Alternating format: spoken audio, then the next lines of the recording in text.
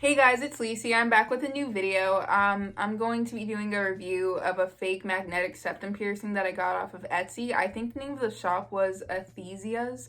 I can't remember exactly how to pronounce it, but I will put the shop on the screen and I'll also link it in the description. If you enjoy this video, don't forget to like and subscribe. I will be making more videos like this. I do already have a video on fake piercings like septum, nose, lip, eyebrow. You can go check that out in the cards and I'll also link that video in the description. And without further ado, let's get started.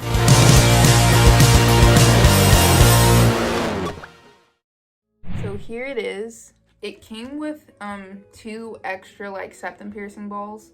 And then the magnetic septum, of course. I'll take it out.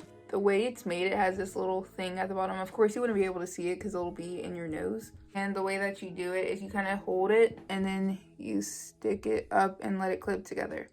I don't like the way it looks when it's like spread out, even though that's the most comfortable, but I don't like the way this looks, so I like to like push it together a little bit more.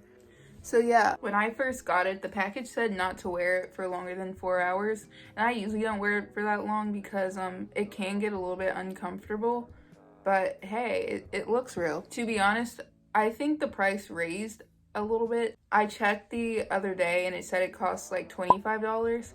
And I'm pretty sure I paid $10 or $12 for this. I can't exactly remember, but the price may be raised now because I do know that it is trending a little bit. I'll still put the link in the description if you're still interested to buy it. Hope you enjoyed the video. Don't forget to subscribe for more videos like this. I will be doing more fake piercing videos, and I do already have one made. You can go check that out. I'll link it in the description. And I will see you next time when I make a new video.